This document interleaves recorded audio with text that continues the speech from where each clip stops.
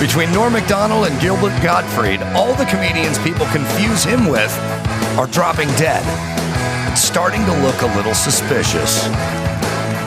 Adam Carolla. Yeah, get it on. Got to get it on the show, so get on mandate. Get it on. Thanks for tuning in. Thanks for telling a friend. We love that about you, right? Oh, no Gina grad. She's under the weather, so I hear. I'm not exactly sure. Food poisoning, perhaps. Bald Bryan, how are you? Shut up! She's been documenting her journey online. It's on Twitter. It's a suspected case of food poisoning, and the vomiting has not stopped. Yeah, food poisoning, I guess, has a lot of range. First off, I think a lot of people say I got food poisoning when maybe they got the flu. And also, it's often misidentified what you got it from. Like, oh, I had that smoothie an hour ago. It's like, no, it takes about 24-ish hours to get through there. I've had food poisoning 12, 24? 2 times. It was about 10 to 12. Yeah. It was about 10, 12 hours. Drew says it varies, but it's not you ate something. People eat something, and then they go, I feel sick, and then I got food poisoning. No, it's that night at 4 a.m. That's when you wake up. All right, so we wish her well. She'll be back soon.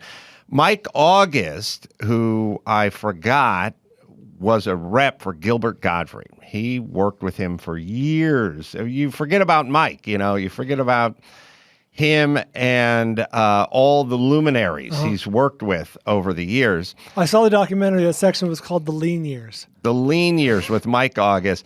He's on the blower. He's going to tell some stories. Now, when I heard from Chris initially that Mike August is calling in, I thought I've never had a phone call with Mike August that did not have either very powerful and strong wind blowing through it, general static, and or just kids barking or dogs barking, kids screaming. Yeah. I've never had an unimpaired conversation with Mike August over the phone. I tried to get him just to come to studio. I couldn't take it either. And then in the midst of me telling him, we need your phone to work, his phone was cutting out so much. But he told me he'd get into a quiet room, and Okay. I tested it today. It sounded pretty good. It's never going to work, but let's give it a try. Here we go. Mike? Loud and clear. Yeah. Yeah, buddy. So first off, how did you get to Gilbert Gottfried, or how did he get to you? How did Gilbert Gottfried was a fixture at the William Morris Agency in the New York office. Baby's first boss was his representative, and then when Baby became an agent, she presented him the gift of Gilbert Gottfried. And then when I came to work with Baby in New York, I was handed Gilbert Gottfried. That's kind of how we handled the Gilbert Gottfried biz at William Morris. Now, Gilbert required... Passing a Gumar. He needed attention, right? And people... Gilbert was a fascinating character. I mean, in a business of characters, he was on the Mount Rushmore of characters. His antics were daily with Gilbert. And so as a agent got more seniority, busier... Oh, wow. That was not me. Wow. No way. All right. That only took that took a minute 21 seconds. So we'll see how That was outstanding. Works. Listen, first I think off, we got all we need. First things first. I always say disappointers never disappoint. When somebody is talking to you endlessly about your phone, it means there's a problem with your phone. When people say, hey, 7:30 means 7:30, you need to, that means you have there's a history. I like how Chris said he was in a quiet room, as though that was the problem. That was never the problem, was the background noise. Mike? Where I am today? All right. We got less than 2 minutes in before the hang up. Do you know where I am today? No. Back at Disneyland. Oh, you're back at Disneyland. Yeah, when I called him... My wife tricked me. Mm-hmm. So you went to Disneyland for the first time in your entire life. I held out 57 years. Wow. I managed to make it until Monday. And we had to finally take the kids because they're now old enough to go. And I had... You can't be serious. It's undoable. I think people think it's me. What is... first things first. Is there any other human being you can't talk to on the phone? My dad is 90. I call him. He picks up the phone. It's the best comedy we've done in years. I've never had any problems talking to any other human being on the phone. But when no one has. When Chris said Mike August is calling in, I said it'll never work. Oh my God. There's something with Mike's phone. He has to be doing this intentionally. He asked me at this point. I got nothing for the first half of this show, so we need some Gilbert intel. Yes, and I can relate a few of the stories that Mike gave to me yesterday over the phone when his phone did put together solid 7 minutes of uninterrupted discussion. But now it's my fault, and I'll tell you why it's my fault. Because when Chris said to me yesterday, Mike's going to call in, I went, it'll never work. Because Mike's phone does not work. It doesn't work. We can't do it. Now, to be fair, Mike normally has a lot of static. It's not the cutoff. Yeah, that's a new wrinkle. That's a new wrinkle. Mike? Loud and clear. Wait, what is happening? August, what do you think is happening? What's happening is what has to happen. It's just unbelievable. It's unbelievable. I have conversations on this phone all day, all the time, and only when it's me and you. You think. There's just bullshit continuously happens. Just me, you, and Chris, and whoever else I speak to about it. Okay. So, Gilbert is a character. He's huge. He's a calorie burner, so he gets kicked down to the lower guy on the totem pole, which was you, right? Well, because what happened with Gilbert was Gilbert had one overarching characteristic that was just required daily attention, which was he was literally the cheapest person on the entire planet. Mm-hmm. I mean, epically, unbelievably, would go through incredible machinations to just save money, right? As documented in the movie, lovingly documented. Right, and I think what some people are thrifty and they're kind of responsible, but at some point it crosses into taking little mayonnaise packets that you get at the fast food place and collecting them, right? That was Gilbert. Here's a great story how it mutates into Gilbert level. So I put Gilbert at the Boston, I guess the Comedy Stop at the time, legendary club in Boston. All the headliners play it.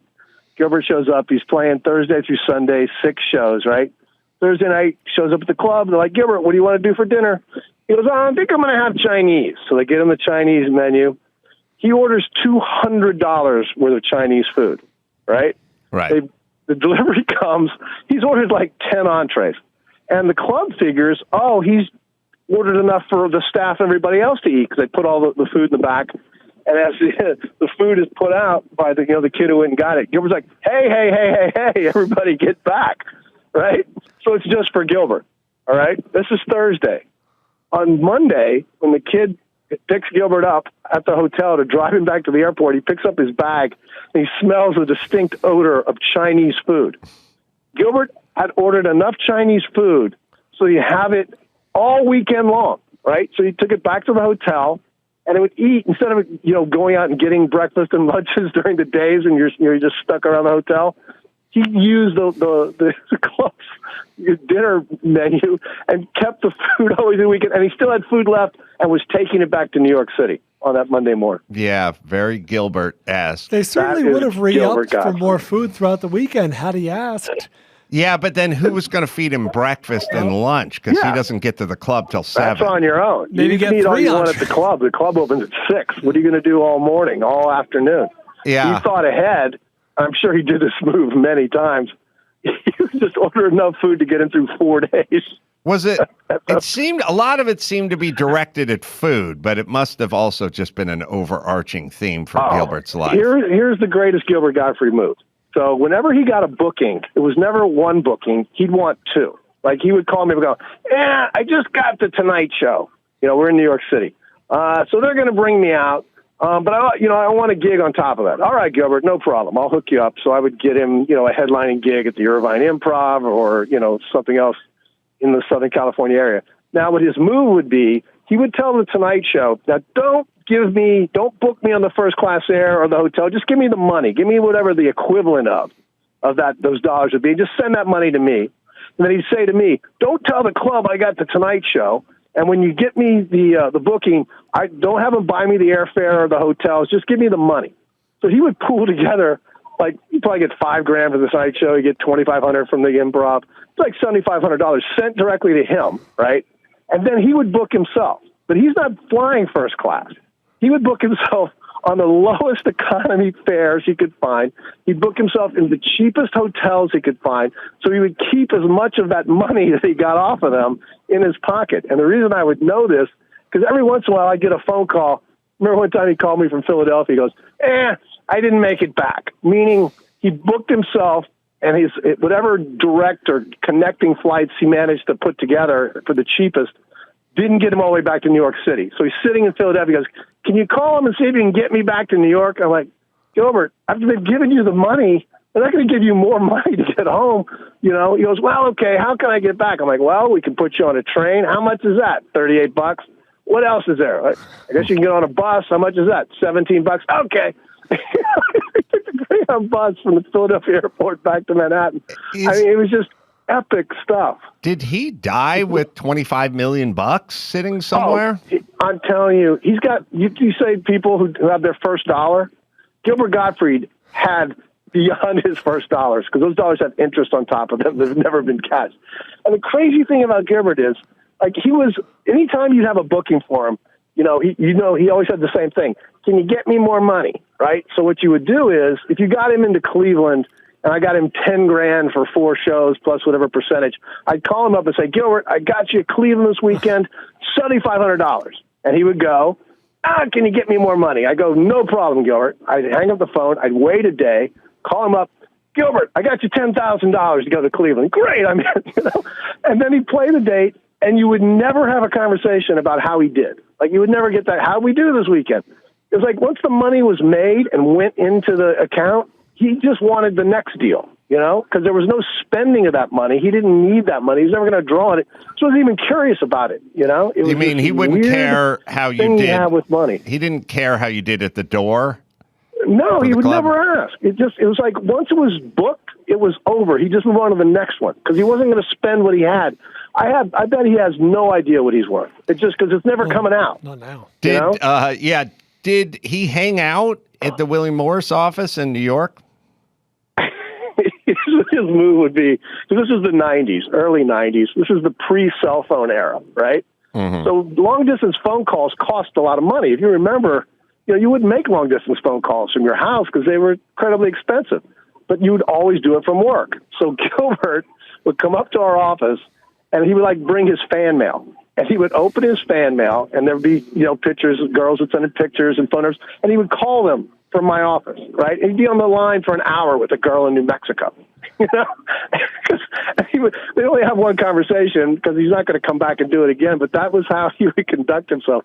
He would come in about once a week, and he'd want to see the weekly rundown of what we have in Manhattan that week for openings, because we would get a rundown of film openings, screenings, showcases, book, art, whatever, just all these events happening in Manhattan every night. There's red carpets and there's events. And he would go, he'd pick a couple of them and go, can you get me into this one?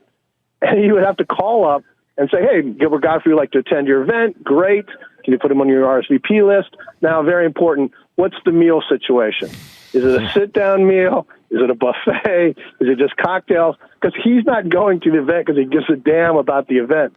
He's just trying to get meals, right? So he would find the best meals, and then he'd just show up. It could be the weirdest, oddest thing, and they would have no context. Like, why would Gilbert Gottfried want to come to a downtown Soho art event? He doesn't. He just wants to eat, right? Yeah. He comes in, he eats, takes a picture or two on the red carpet, and he's gone. Well, I'm glad you're saying all this because, like I said, when he'd show up at Kevin and Bean in the Television and Radio Museum in New York, he'd collect all the bagels and all the smears before he left. He'd pack it all up and leave with it. Now, I always thought that was weird, but I didn't know if it was just kind of limited to Kevin and Bean bagel copping. It's now ubiquitous. That's how It's a lifestyle. he's probably. It's a lifestyle. I mean, no one has eaten more free meals probably than Gilbert Is Gottfried. there a part of you that appreciates that, the part that's opposed to waste? Because as everyone knows, a lot of this entertainment stuff, this stuff that's laid out, bagels, fruit, whatever,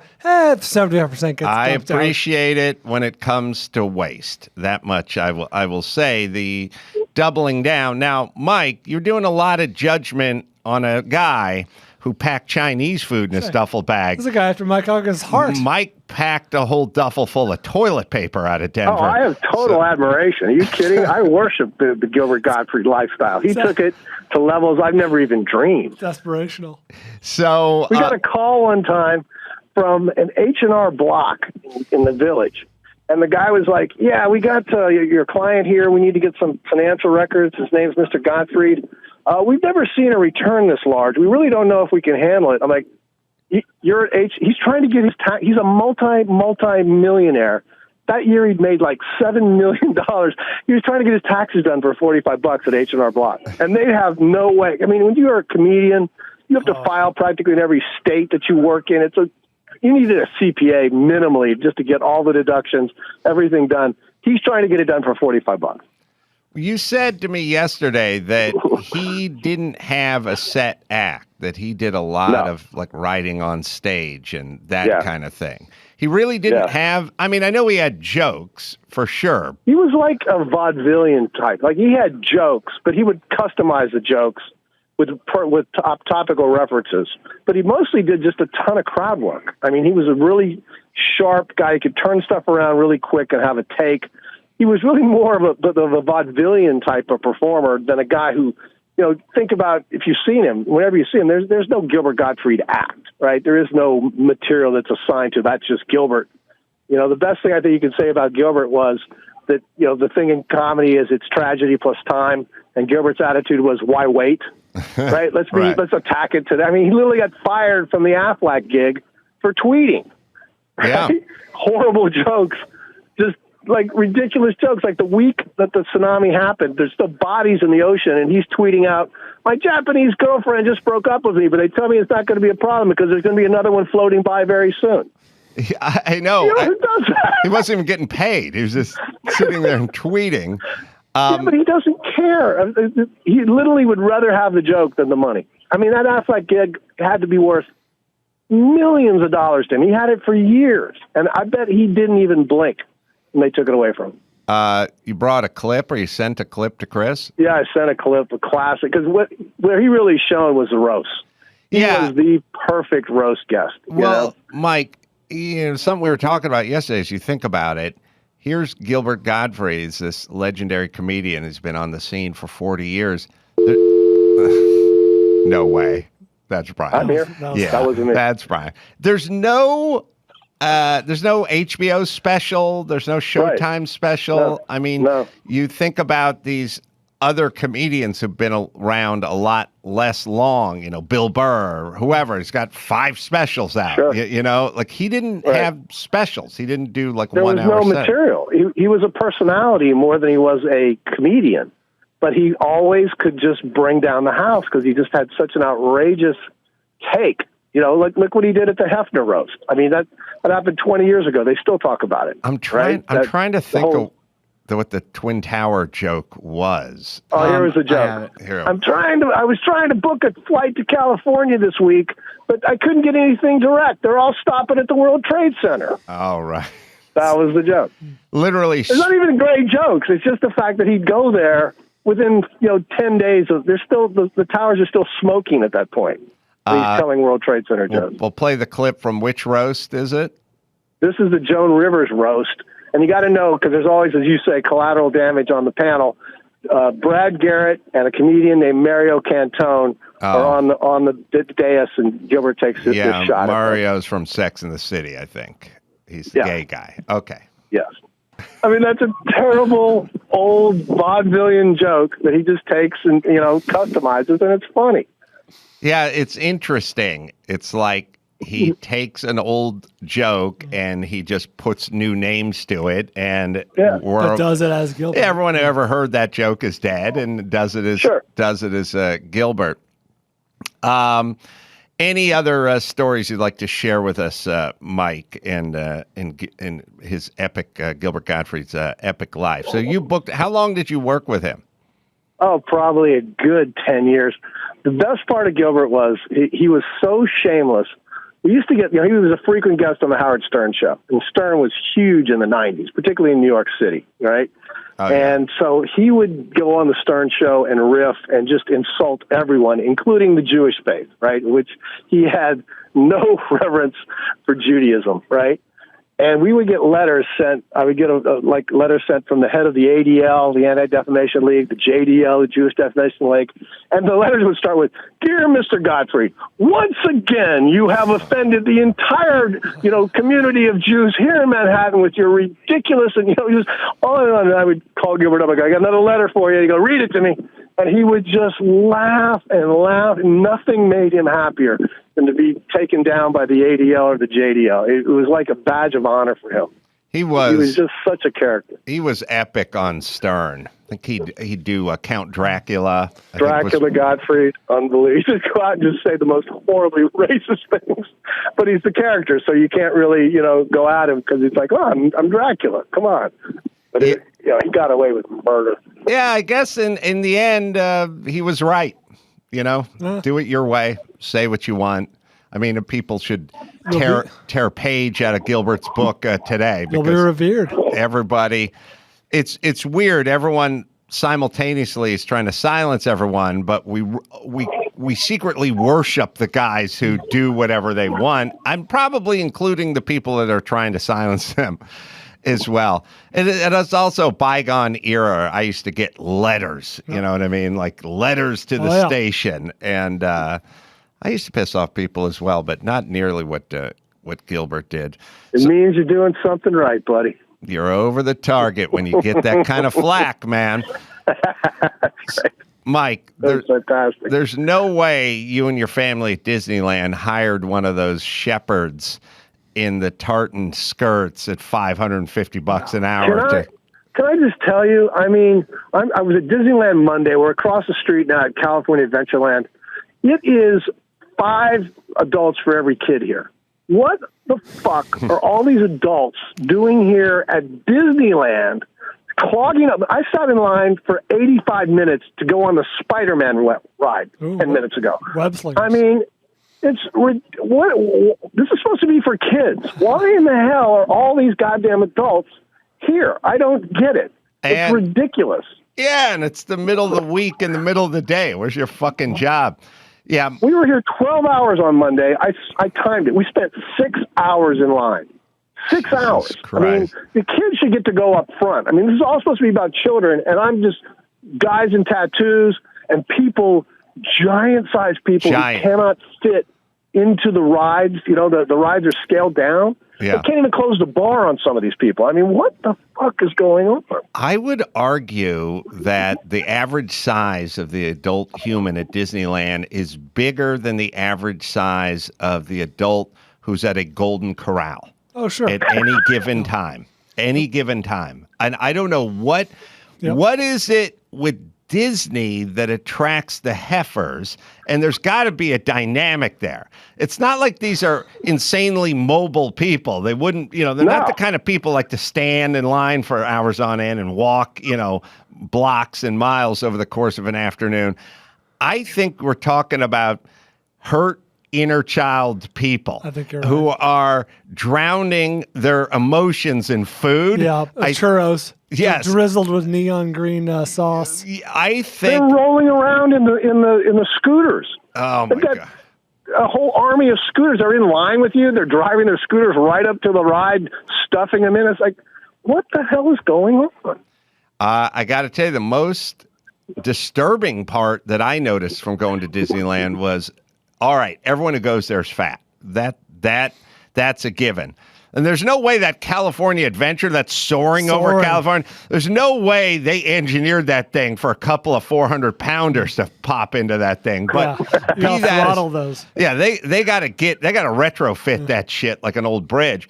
But it's the size of the employees that struck me. Yeah. They are filling out those outfits now. Ridiculous. My whole thing was there's got to be an exchange program. I did like Jungle Ride, and there's two big fat chicks who worked at Disneyland standing next to each other. They decide where to eat every day for lunch, and it's a no-shame zone. Get the skinny CrossFit chick and put her with the heifer, and then I bet the heifer she'll order a salad. There needs to they can't have the 300-pounders next to each other. They got to mix and match. Yeah. There's a guy I saw, full face tattoos. His entire face is tattooed, right? Mm-hmm. What in the fuck are you doing at Disneyland? You're scaring children. I mean, he's got the full gang, shirt and the socks and the whole look. Like, how do you even get in the park? You're terrifying. What are you doing here? You look ridiculous. I would love to reanimate Walt Disney and just walk him through this park. You would love that. He would have no fucking idea what the hell happened. Oh, he'd take a machine gun to the whole place. Yes. He'd just blow it all up. It's turned into such a grotesque.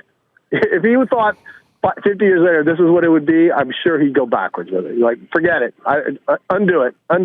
Then I'd sit him down and I'd go, now on to politics. Just don't say gay bill. All your employees are walking out. And his fucking head would explode. All right, Mike, thank you for carving out valuable time while your family stands in line in the hot sun. Get ready to get a $12 hot dog. Thank you very much. I knew. I was going to ask you. I know that was killing you. Me. I spent $75 on a salad and 2 sandwiches yesterday. Nobody gets to drink Coke. We brought water. Nobody can't splurge on a fountain drink here. You don't know pain. Imagine Gilbert Gottfried in my position. Oh my God! Imagine I pay the guide a cost of $5.75 an hour or whatever. By the way.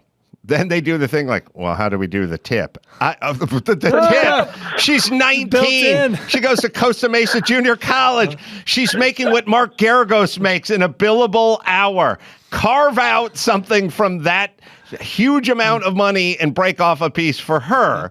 But at some point, you're eating lunch. And now you're sitting there, and she's getting $5.75 an hour. And she's on the clock, but you guys are hunkering down for half an hour. So she's going to make $2.75 for sitting and eating. And at some point, the wife gets to the front of the line and goes, you want a water or Coke or something? I'm like, no. She goes, she has the card. We're paying $14 for a Pepsi while she sits and eats at $2.75. Can you imagine Gilbert Gottfried witnessing that? Oh, my God. I would take that person and drown them at Splash Mountain and get all the money back. Even Mike. I don't know what happened to her. I saw her and then she was gone right under the flume. I don't know. Yeah, well, wait for the next girlfriend to float by. All right, Mike. We'll talk soon, buddy. All right, boys. Take care. All right. Well, we got Mike back. Let me tell you about Meguiar's car waxes have come a long way over the last few years. Meguiar's launched the next generation of protective products specifically geared toward DIYers, hybrid ceramic spray wax, Meguiar's hybrid ceramic liquid wax, hybrid ceramic detailer, the spray detailer, which is great, hybrid ceramic wash and wax, and even a hybrid wash mitt, so you can use that to wash your car. And for 2022, Meguiar's has introduced hybrid ceramic pre-wax prep, so you can revive that old paint easily, remove the swirls and other minor defects. Hybrid ceramic trim restore, so all that weird whited out, sun-blasted plastic trim on the outside of your car, it'll restore that on the exterior. Now, Meguiar's has a hybrid ceramic solution for everyone, for incredible water beating and protection, durability beyond traditional wax. It's ceramic, made easy. It's Meguiar's. All right, good news. Andrew Whitworth, the Super Bowl winning tackle for the Los Angeles Rams. We'll talk to him right after this. It's time to check Adam's voicemail. Ace Man 2024. Ace Man 2024. I'm going to be calling, leaving these messages every week until you're in office. And then even probably after. So I have to go abort my kid. I love you. Get it on. You can leave us a message at 888-634-1744. Well, it's time to welcome the 2021 Walter Payton NFL Man of the Year recipient, four-time Pro Bowler, and all-around good guy, Andrew Whitworth, tackle for the Rams, newly retired. Good to see you, Andrew. Hey, I appreciate it, Adam. Thanks for having me on. Well, I grew up in Los Angeles, always been a big Rams fan, so thanks for getting the win, and thanks for my son who's into it as well. Nice way to end a career, wouldn't you say? It's not bad. I'll tell you what, it hasn't gotten old yet, running around town and stopping different places and people calling you Super Bowl champion. That's a pretty good feeling, I'll tell you what. Were you 100% going to retire either way after that game, or was there like a window like, we're a good team. If we happen to lose this game, maybe I'll come back one more year? You know, I think I kind of went into the season knowing this is probably it. I'd always kind of had the goal in the back of my mind of having the accomplishment of trying to play left tackle at the age of 40. And not that I didn't want to play longer than that, but that was kind of the long-term goal for quite some years. And so to reach it, I kind of knew going into this season that was reaching that goal, and I didn't know what else I really want to chase after that. And then to have the offseason go, the postseason go the way it did, and then have that chance to stand there and hold up the Lombardi and be a Super Bowl champion, I thought that was really like, you know what, I think this just commits to me that, this convinces me this is the end. So that this, all the commitment, all the things you've done, here you are holding up a Super Bowl trophy, and this is enough. I'm reading here that you rehabbed your MCL damage with Joe Burrow, the hotshot quarterback from the Bengals, who you guys beat, I think, on the way there. Wait, do the Bengals? Oh, you guys played the Super Bowl. The Super Bowl. I was thinking the 49ers for some reason, but yeah, beat the 49ers, then Bengals at the Super Bowl. What was that like rehabbing with him? Yeah, we have Dr. Neil Elitrosh is our team physician with the Rams, and obviously an amazing doctor, and has the opportunity because he's so special to have guys come from all over the place to have him work on him. And Joe was no different. He came out here to have his ACL surgery with Dr. Elitrosh. And I had been talking to Dr. Neil and just was talking about how much I'd always kind of looked up to Joe and the way he handled things at a young career. I thought it was really cool. I'd reached out to him a couple times while he was at LSU, and then when he got drafted, and obviously being somewhere in Cincinnati that I played for a really long time, I just kind of sent him some messages, but never met him in person. And so Dr. Elitrosh had done his surgery and was like, you know what, you two guys have to meet. I think it'd be really special for you guys to have a chance to sit down and meet each other. So when we were doing our rehab with Doc, he set up a lunch at my house, and we came over and watched some NFL games and hung out. And it was really special to get to see how he's kind of wound and what makes Joe Burrow who he is. And he's going to be a really special football player for quite some time. So you're watching. You're not out on the field when he's out on the field in the Super Bowl. The defense is out on the field. You're a Ram. You want to win, so you're hoping he gets sacked. On the other hand, you have a friendship with him. You'd like him to turn in a respectable game, I'm guessing, or you guys get the win, which ended up sort of happening. But what are your feelings when that's going down? Well, I think it's, when you've played 16 years like me, I got a lot of friends on every team, and there's a lot of guys I got a lot of appreciation for. But I look at it no different than my two boys. I got 11-year-old, 10-year-old boys, and you know what? Every single day, I don't care if they're trying to see who can make a piece of trash in the trash can or playing football out in the yard. It's a competition, and it means something who gets to come to the dinner table and talk about who won that day. So no different in professional sports. I got a lot of appreciation for guys, but when we line up, I'm trying to kick your butt one way or another. So we're going to go for the win without a question. Plus the added wrinkle, if that's your former team, how many guys on that team or did you overlap careers with? It actually ended up being not that many. I mean, coaches or whatever. Yeah, a lot, because I had been gone about 5 years, and you know how much turnover there is in the NFL. It's insane. So it actually only ended up being a handful of guys. But, in the building, I would say like the staff and different people that worked in the front office and all that stuff were all the same. So it was still a lot of people that I knew really well. And I played there for 11 years, so obviously had great relationships with a lot of people in that building. Were there who were some of the guys you'd have to go up against that you knew it was going to be a long Sunday with? Like some of the Well, names. I think, Adam, look, I played long enough that there's some older names in there too, probably, if people hadn't thought about in a long time. I mean, starting in 2006, I would say if you had to rattle off those guys, it'd be, a Dwight Freeney, James Harrison, Terrell Suggs back early in their career, of just what insane players they were. A John Abraham, a name that you don't hear much, but was an insane rusher. And, there's some really talented ones back then. And then you kind of went into the era of a DeMarcus Ware and Von Miller and those guys over time, until now's game when you got the guys like Khalil Mack and Chandler Jones and Nick Bosa, Joey Bosa. I mean, there's some really special ones out there now. And I think throughout all the different eras, all of them are a little different from each other, but no different. They're a nightmare, game in and game out when you got to protect the quarterback, and those guys got all the ability in the world to get there. The end of the game, it was a nail biter, the Super Bowl. There was that sort of slant that Cooper Kupp ran, and it was broken up. It was a little dubious with the pass interference. It was he did kind of grab him, but they were keeping the laundry in the pocket. The refs were for the whole thing. And as a Rams fan, I was like, oh shit, it's going to be 4th and 8 or whatever 8 or 9 yard line for the Super Bowl. What was kind of going through your head when that went down?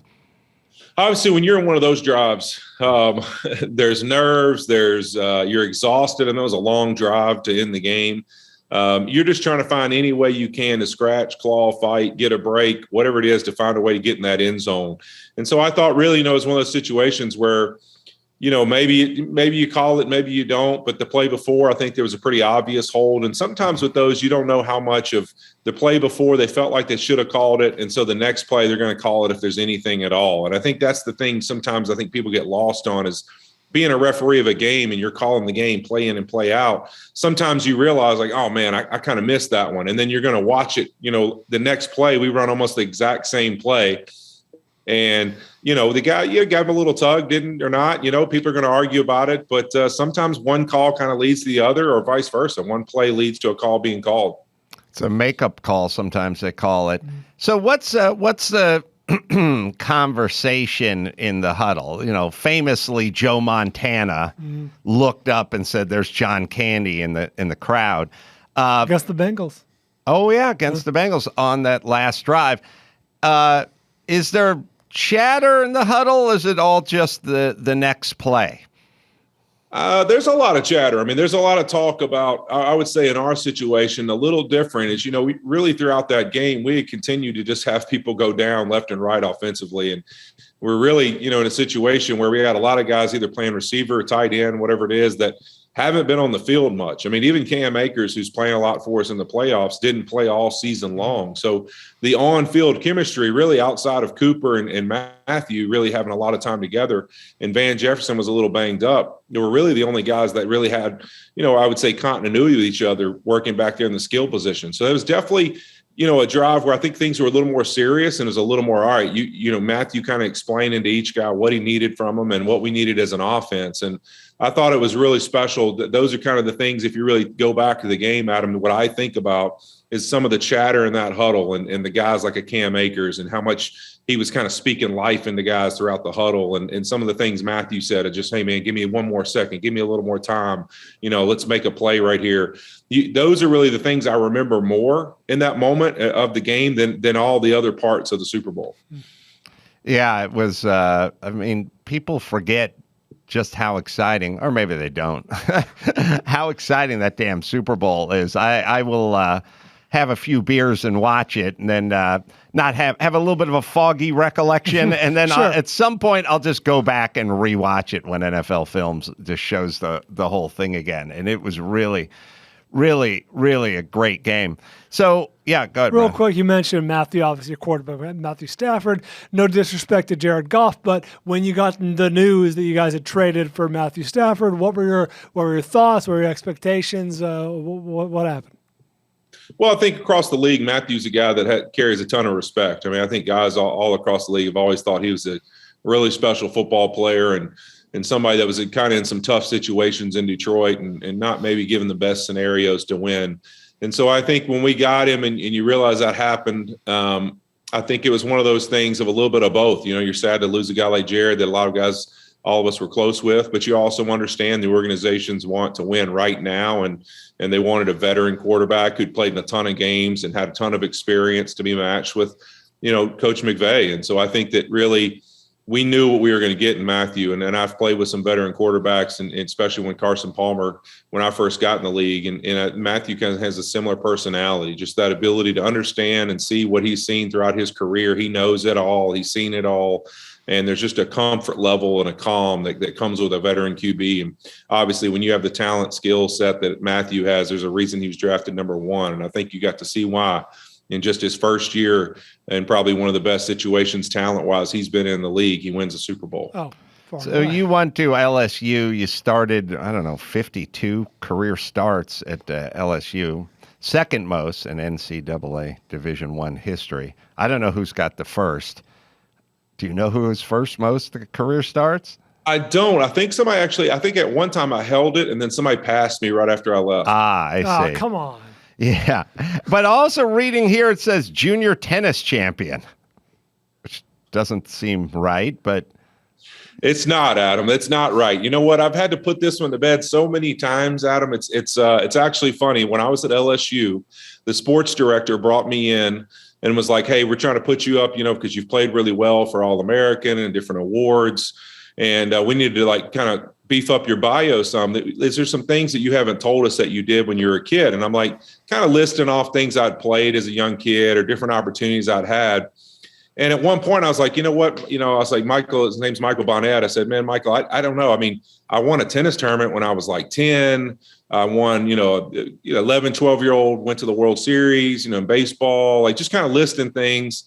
And the next thing I know, I leave LSU and I'm like going to the NFL, and people are starting to call me this Louisiana State junior champion. And I'm like, man, what? I won the MAC local athletic club 10-year-old tournament for Little Caesars Pizza. That's it was who got to get the first pizza. There wasn't much awards going on with this whole thing. And now it's grown into, I've done interviews for Super Bowl week where they're just like, what was it like being one of the top junior tennis players in high school sports? And I'm like, no, this was not that. Yeah, at all. It's funny. I don't know a ton about tennis, but I do know it requires a body type, and it's usually consistent, and it's not consistent with interior tackle, offense, NFL lineman body type. So when I saw it here, I was like, what's up with this? And that's why I asked it that way, because it seemed wrong. And I feel like that was kind of a sneaky fat joke, but I'm gonna let you slide on that one, okay, Adam? No, you weren't fat when you were 17. No. What are your dimensions?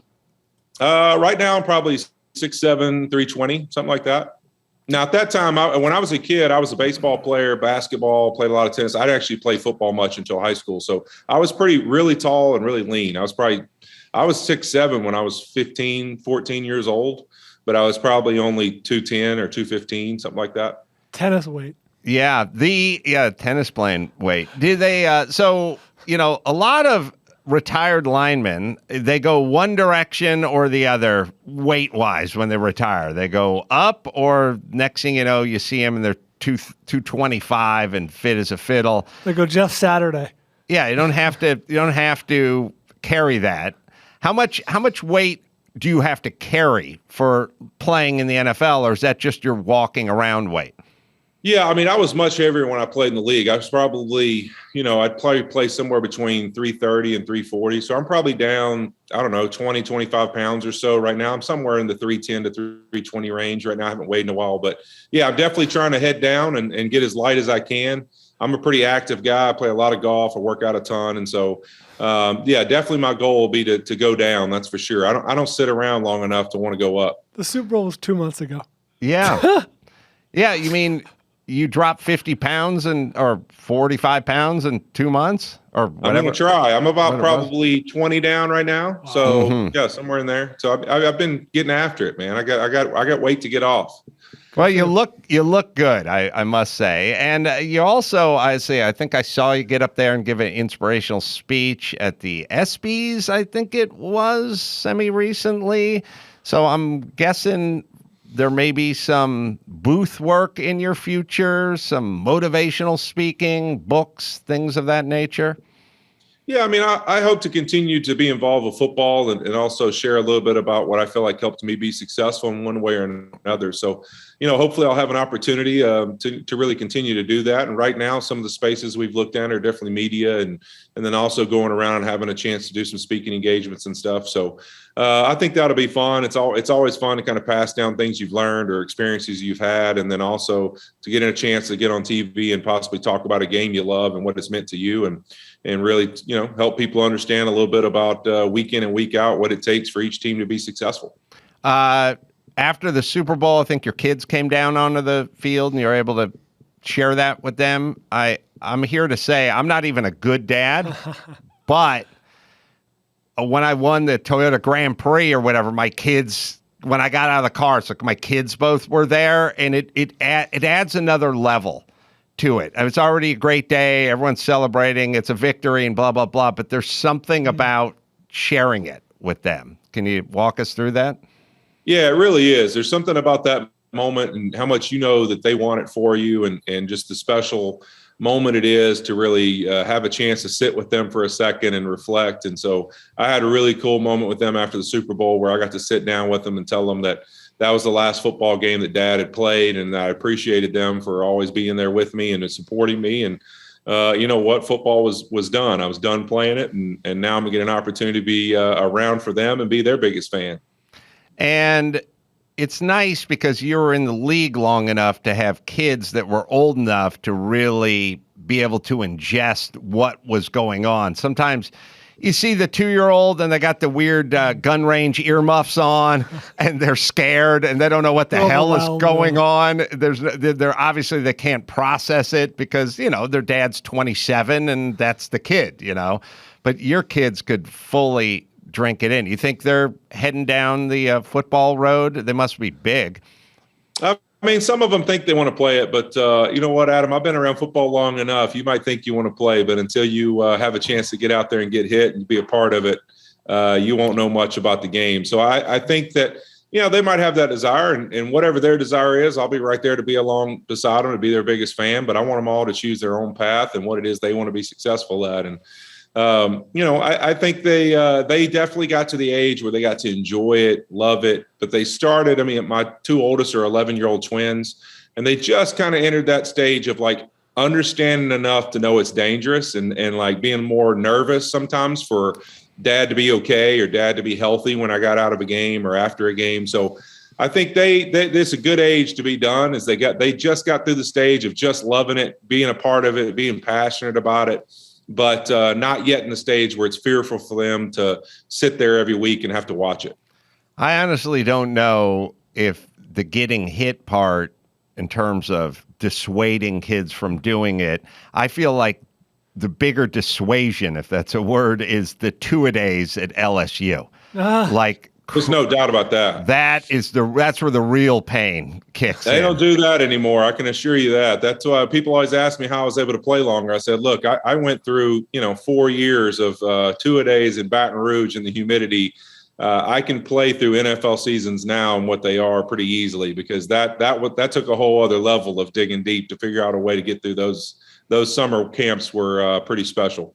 Yeah, it's just brutal. I would pick my college based on the weather. I really would.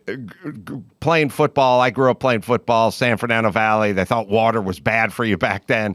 2-a-days and everything. So damn miserable in the San Fernando Valley. Hawaii Rainbow Warriors. Yes, anywhere but LSU. Not that they wanted me, but go somewhere, Portland or something. You were a blue chip prospect. So, and you're from Louisiana, right?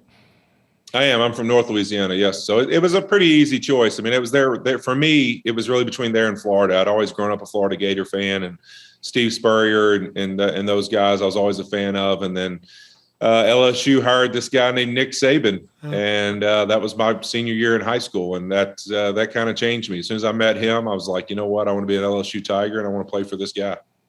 Andrew, we wish you all the luck in the world. Instagram, by the way, is at Andrew Whitworth 77, so you can follow him playing golf, losing weight, telling his kids they're never going to make it in the NFL. Where are you right now, by the way? You look like you're on vacation.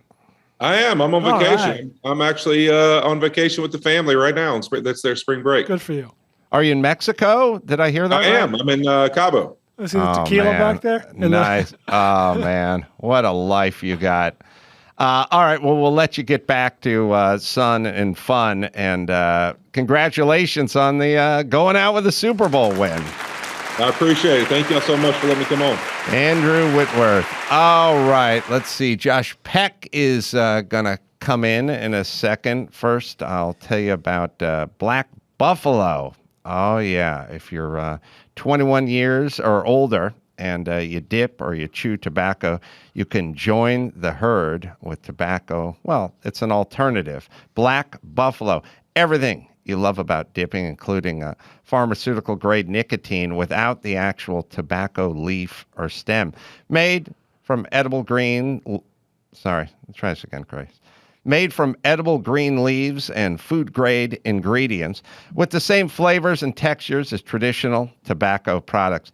Available in long cut and pouches, plus nicotine-free versions called Zero. Flavors like wintergreen, mint, straight, peach, and even blood orange. Ships direct to your door in days. They also have subscription options as well. Use the promo code Adam at checkout for 20% off your first order on blackbuffalo.com. Right, Dawson? Yeah, in fact, they're going to be sending some product here. And as a former dipper and someone who is honestly trying to cut down my tobacco intake, I'm excited to give this stuff a try.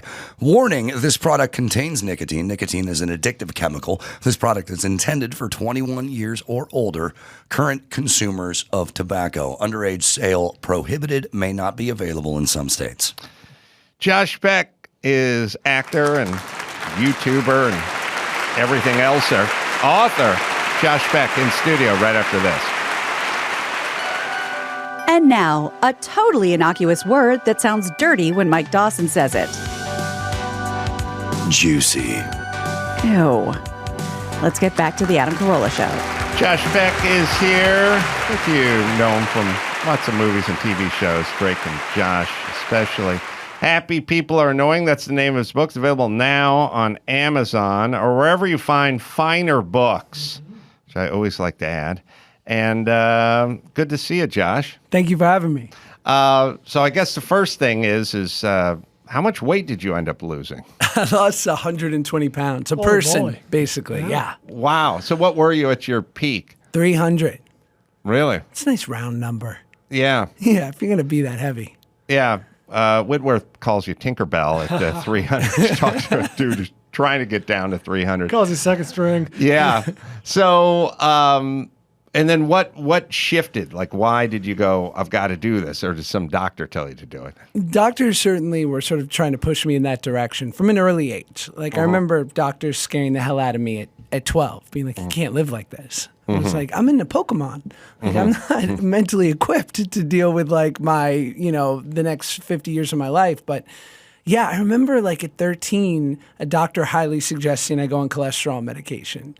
So I was certainly peaking. But, there's so many more sort of climactic versions of people's bottoms where they like have this sort of come to Jesus moment. But for me, it was just kind of like I was sick and tired of being sick and tired. And I also knew that I came from a family of big people and that like food had been a menacing force to the Pecks. And it would behoove me to do this sooner than later. Because if I didn't, I'd already sort of missed out on my teenage years and I was quickly going to sort of miss out on those college 20s years.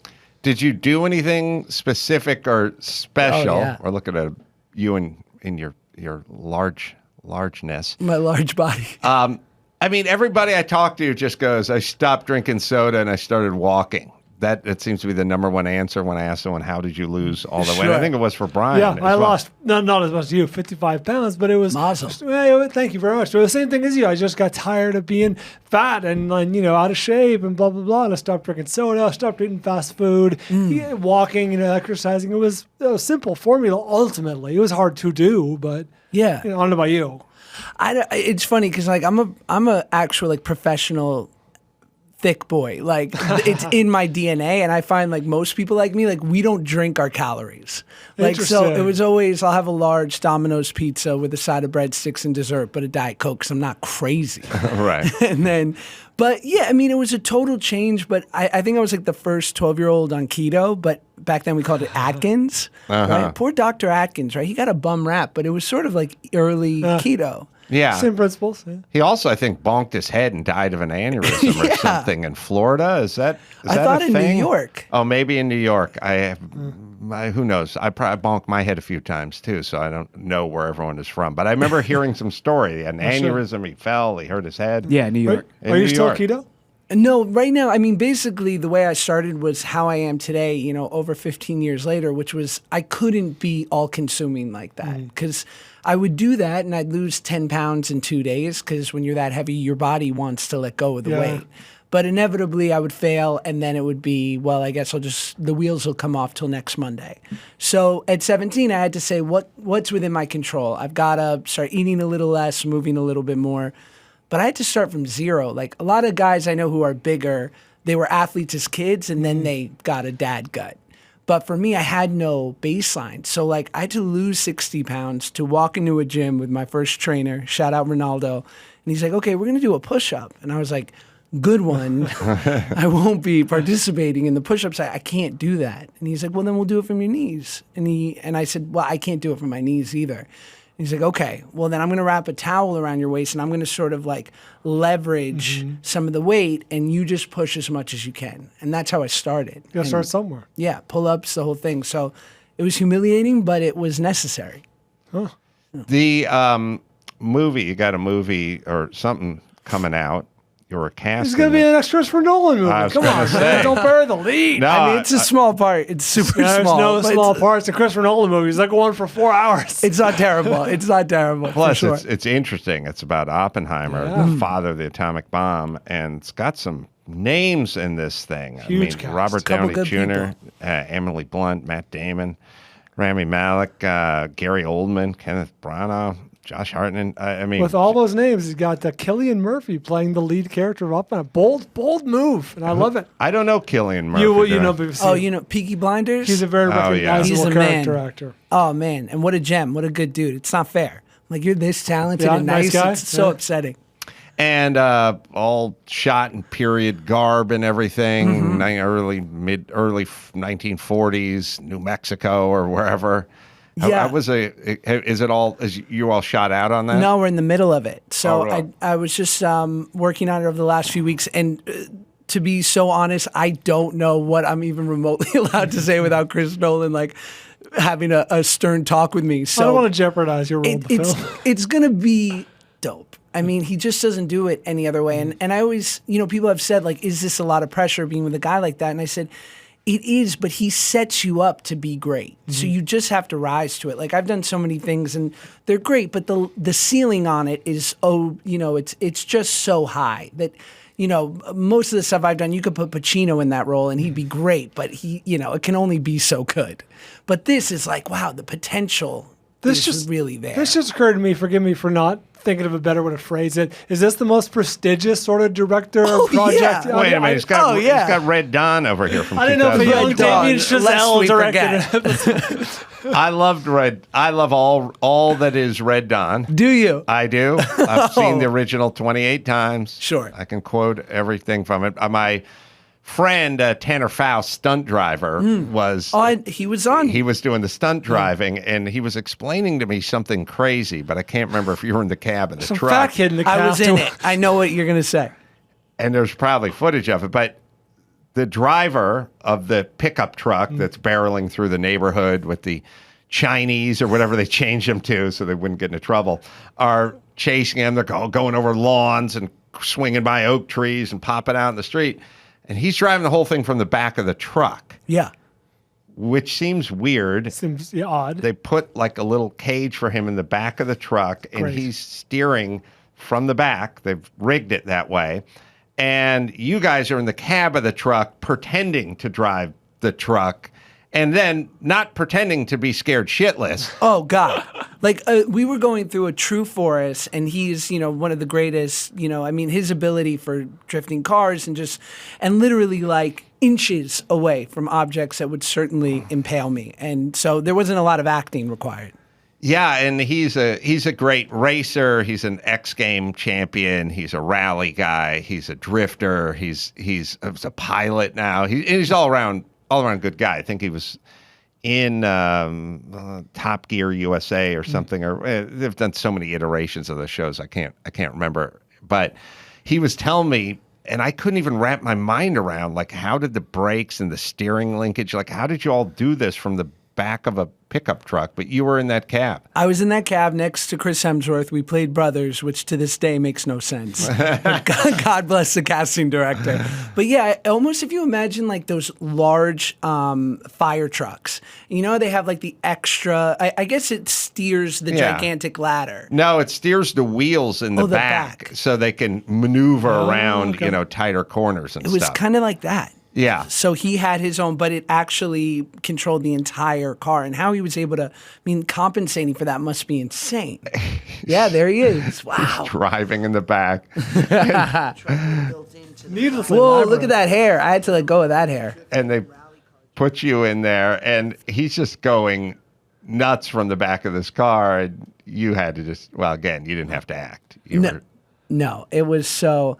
The guy who directed the movie was this guy, Dan Bradley, who's like he's one of the most famous second unit action directors, like created all the Bourne sequences and so many huge things. And this was his moment. So the level of like bro, tough guy, real deal stuntmen who were like, we're not faking this. And it's cute that you're an actor, but we're actually going to put you through the paces. I got like 3 stitches here from a sequence. Like it was properly intense, but it was fun. Well worth it. You might be the only one. I enjoyed the second Point Break, so shoot me. Call me nostalgic. The book. How did the book come about? Happy People Are Annoying. I realized that, I started writing it sort of at the beginning of the pandemic because it was basically like during quarantine, if you had anything outstanding that you had been putting off, if you didn't get it done, that's on you. Yeah, right? That's your last chance. That's your last excuse. Yeah. Yeah. If your garage is still unorganized in 2022, you messed up. So I realized, like, having gone through these sort of trials and challenges, losing 100 pounds, getting sober from drugs and alcohol when I was 21, starting this whole new career in social media, I realized that I'd weirdly lived this super public life, and yet there was so much I hadn't talked about. And it seemed like an opportunity to kind of say, I know you were watching me on Drake and Josh or these kids shows or Red Dawn and thinking I was living the life. And in many ways I was. And then there was this whole other side as well. Had you been holding that stuff back, or had you not had the opportunity to sort of talk about it? I guess I'm 35, so I'm part of like that last generation that didn't grow up with social media. That's a good point. So this idea of like putting it all out there it wasn't so ubiquitous then.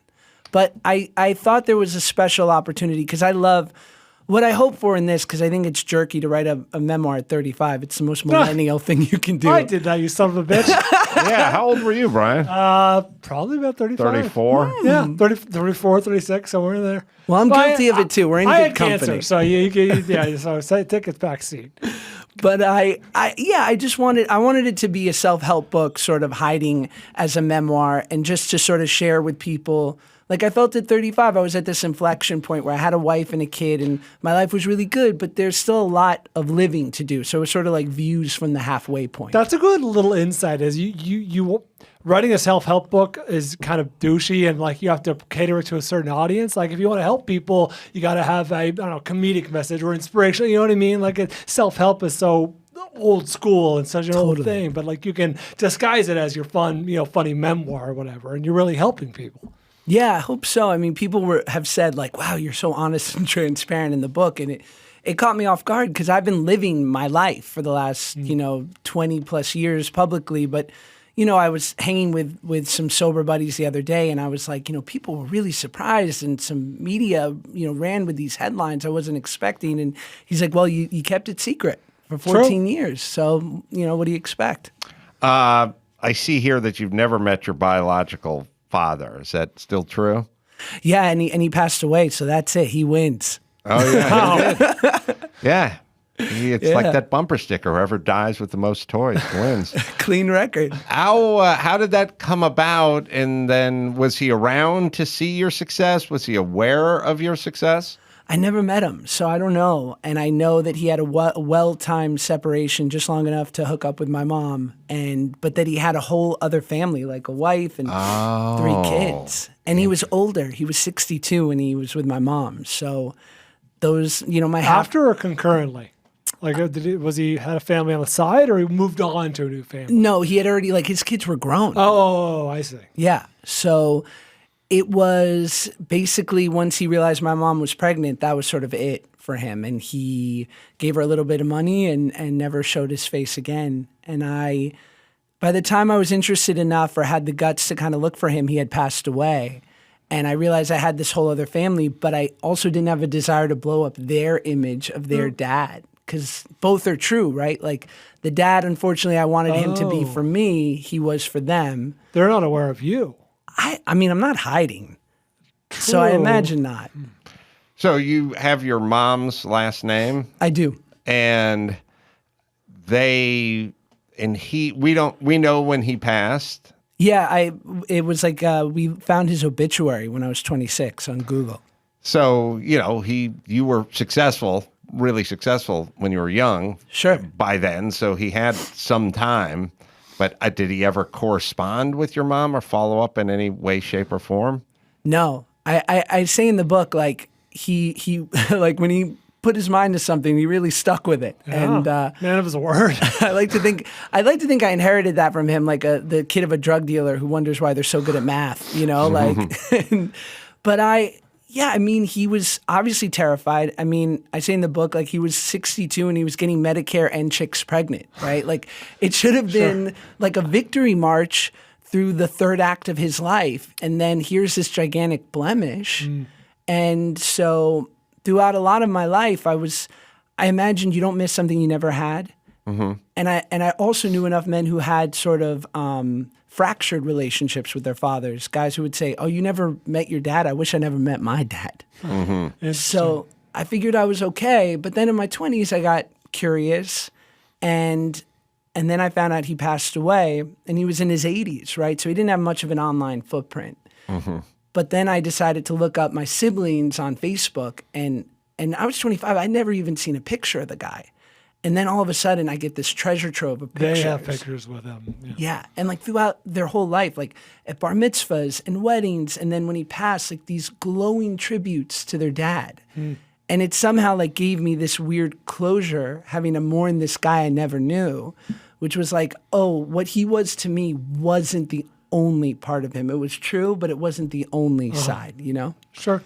Yeah, I think in the dad, not knowing your dad or dad who abandons, I feel like there's a pecking order, and I've always majority rules. I've felt what I've felt is, and I've said it many times. If your dad, you never knew your dad because he went off to Vietnam and he was a fighter jockey and he was shot down by MiG over, MiG Alley, then he didn't abandon you. You know what I mean? You even have a reverence for him. And even though you do not grow up with the benefit of a dad, you don't have the psychological stuff of him moving to Florida and he's banging a secretary and he sent me a teddy bear once. It was wrong. It was pink. It was goofy. I fucking smashed it in the yard. Like, you don't. So, there is a dad died in Vietnam, fighter pilot. That's almost a proud moment for the kid and the legacy. Then there's, dad abandoned me when I was 2 or 3. It just left us. It just never got back. That's the worst. Yeah. And then there's never knowing your dad in your situation, which is probably somewhere in between the best and the worst abandonments of dads. I think that's right. I think that especially like being 12 years old and moving to California to be on my own TV show and having this single mom, there was somehow subconsciously I knew that had any uninvited pragmatism been a part of this, had there been a dad in the mix who said, what about algebra? Yeah. Right. What about, you can't do that. Yeah, that it wouldn't have happened. So that for better or for worse, this was exactly right for me. And someone once said that to me, and it was so brutally true. When I told them my story, they were like, majority rules, right? Like, right. He had an established family with 3 kids, and like he just was probably scared and went with what he thought was best. And I get that. I do get that. So you looked up your siblings, your half brothers and sisters. You saw this trove of pictures. You got to kind of posthumously know your dad. Now you're in a dilemma because do I point myself out to the kids who've never heard of me, I'm guessing, or do I burst a bubble of their dad? They have these great memories of him. What do you do with that? What do I do? I don't know. We haven't done anything yet. Please, Adam, tell me. A buddy of mine, a great writer, filmmaker, Bryan Koppelman, he read the book and Koppelman. He's a man. Yeah. He's a dude, and he interviewed me for his pod, and he was the first one, because I had sort of what I felt picked the virtuous road of like, I don't need to blow up their image of their father, plus I got enough friends. Like, it's all good. How's this going to end? We more or less Someone's going to want to borrow money. Right. Someone's got an idea for a competition reality show, and they want to come out to Hollywood and pitch it to you. This isn't a script per se. It's more notes. So give this to Nolan. Yeah. Right. This is my new meme coin. It's just all bad, all bad. And he's like, but don't you think there's a part of it where your sister has always had a suspicion? Like, Koppelman was saying this. Koppelman said this, that their dad would come home with a far-off look in his eye or come home smelling of deli because my mom and dad went out for deli after they hooked up. And you would, like, confirm that for them. And I think that's fair, too. And I don't know if this is like low upside. Yeah, I agree. But I don't agree. I like Bryan a lot. I disagree with that. You're forcing me to have those thoughts toward my dad now because it's one or the other. Maybe I'm rejecting it because my dad did come home smelling of provolone. Maybe he was in a deli. It wasn't yellow mustard. It was the brown deli style he had on his collar. It smelled like a Dr. Brown's cream soda. That's right. What's going on here, old man? Smell like gabagool. Why? What's with the 10,000-yard stare? I guess we all would have to then consider that, really right? I guess, kind of, right? I don't think the child has feelings about that. I don't think it's something you know. So I don't think it's something they were struggling with. I think if you told them, you would pop their cherry on it. So you would be the first. Now, I'm also not like, I don't have those real strong feelings about it. It's blood. Like I'd rather have a good adopted parent than a bad, blood. But the blood is thicker than water. I never even know what that means. So the people say it all the time. What does it really mean? Yeah, what does it means that your family is closer to you than some stranger. Water being the difference. Yeah, but between why? I don't know. Why is water the metaphor? Huh? A lot of viscous fluids. Yeah. Or less viscous fluids because your blood would have to be thicker. That's a good point. Than that. It's an Inuit saying. So, so I would probably err on the not telling them, but on the other hand, if it's been 1,000,000 years since the dad passed away, don't hook up at the funeral. Yeah. Koppelman's looking at this like a writer, like, well, what a great twist in the third act. Mm-hmm. It's pretty damn good. I mean, yeah, you know what? The hardest thing was when I found out he passed away, I realized that I was taking some solace in having like this emotional grenade that I'd walk around with, like this idea that I know something that they don't. And I could show up in his life, and because I like Googled, he's a public person, not public, but like I could find out his address and where he lived. I could blow up his life whenever I wanted to. I just chose not to. And then when he died, I was like, oh, you even took that. But again, and then of course, it felt like this sort of cosmic comeuppance almost, in that I had a son, because I imagine I would, of course, have a girl. I've done too much musical theater to procreate a young man. But it was in like looking at this kid, I was like, oh, this is my like weird, this is my opportunity to right the wrongs and to like stop the bad feedback wheel. So I actually wound up getting some weird empathy for my dad because I would like get off on these mundane tasks of, you know, taking my kid to get an ice cream and think, oh, he missed this. Did I also feel like your mom would get a vote in this. Yeah, right. I would be curious. I mean, Koppelman's great and all, but blood is thicker I'm here than on water. Bryan Koppelman's best. But I would probably consult Mom. I just feel like she'd probably have some feelings about this. I wonder. I mean, she was always super. Is she around? Yeah, she's around. She's awesome, and She in this building? she's here. She's Mic her up. Let's get to the bottom of this. She's my ride. Actually, Oh, she's in the parking lot. I'm 35, but I'm not comfortable with getting She's my down license. at Arts. It's a deli. She's looking. She's cruising at Arts. She's cruising at Arts. She's at Portos. looking for the next. Yeah. She's at Jerry's Deli trying to find her next hookup. So I would say to her, what do you think? Should I contact the kids, the adult kids, obviously? I really don't want to.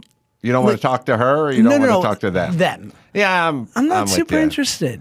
You know what? Here's the way I would look at it, and this is why I'm not a blood is thicker than water guy. I don't think there's a lot of upside. There is some potential for downside. Yeah. A lot of potential for downside with a minimal upside. Like one of the guys may own a go-kart track. Sure. And you could take your son there and it's awesome. Yeah, trampoline park. Something awesome. Yes. But probably not. But the downside The downside. Big. is vast. I don't want to have Yes. to change my number. I've had the same number for 15 years, you know? Yeah. You know. I'm with you. Cower in the shadows. Yeah, hide in plain sight. Yeah. Oh, sorry. Don't write a book, whatever you do. Yes. I mean, I am sort of. I mean, this book is one gigantic, breadcrumb. Like, I wonder if they have any awareness of me or how public I've been as of late about this story. If one of them has thought a thing, but to your point, I think they're probably living in this beautiful sort of, illusion. Yeah, I don't even know if it's a beautiful illusion that your dad didn't start a second family. I think that's just a sort of baseline. Thanks, Dad. Beautiful illusions involve like unicorns and clouds Fair. and pots of gold. This is just a dad sort of being regular. Secret agent on the side. Sure, make it a reasonable decision. Pretty pragmatic of him. Responsible. All right, you want to hang out? We'll do some news, and you can jump in and join in. Dawson, you doing the news? You bet. All right, Dawson's locked and loaded. Josh Peck is here, and we'll do the news right after this.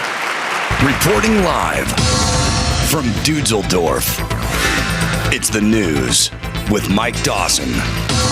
We'll start with a really small amount of personal news. I opened my front door this morning, and the vinyl for my record just arrived. Oh, so you came home after poisoning Gina Grad. That's right. So that you get So your I can hands do on a this. Microphone. Exactly. We wouldn't Plug unless your you vinyl. mention it. Exactly.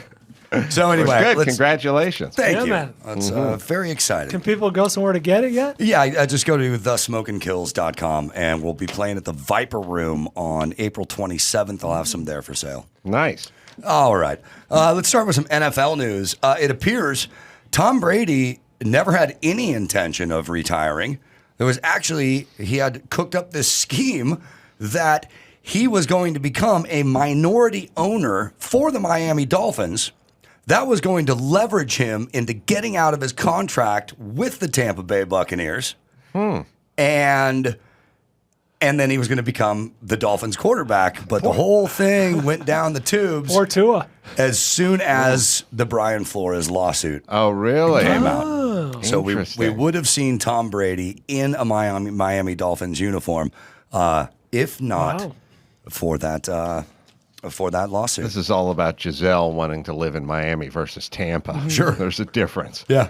It's a good steakhouse. You been to Burns in Tampa? No. It's the size of a city block, Adam. Really? Yeah, it's great. Bigger's always better when it comes to steakhouses. My mom did meet my biological dad there, though, so we have some history. They love meat. Yeah, no. It's called Burns. Burns, damn good. Shout out. They don't need the shout out, but shout out Burns. It's named for how it goes down. Yeah, you know what I'm saying? Cam Newton's in the news. Oh yeah, He got pissed into off some trouble. people. Yeah. He says that women should cater to a man's needs, saying that his ideal partner should know how to cook and when to be quiet. We have a video. Should we feign being disgusted? We do not have a video of this. Well, we secretly agree. He says his experience at home is he grew up with a mother and father. I'm with the cooking. I'm with him with the cooking part. I will say this too. He got, the white guy being racist, and you kind of go, he's set in his ways, like the older guy. Sure. He gets a little bit of an out, or he got a little bit out when they just go, he's from the South. For some reason, that becomes you can't pull that off if you're from Encino. Sure. But from the South, you go, give him a pass. He's from the South. He's a beautiful 6'5" multimillionaire. I think he can have those standards if he wants. But he's not successfully married. I think that's the moral of the story. He's got time. Yeah, I think he's got time. Well, we'll hear what he has to say. Take a little bit of this. So I'm not one of these dudes that be like, bro, I'm gutter, I'm this, I'm that. Man, I had a perfect example of what a man was in my life by my father. My parents has been together for 36, 37 years now, and it's a beautiful thing. I grew up in a 3-parent household, my mom, my father, and my grandmother. And I knew what a woman was, not a bad bitch. Okay, what's the difference? A woman. Okay. A bad bitch is a person who's just, girl, I'm a bad bitch. I'm doing this, I'm doing that. I look the part, but I don't act the part.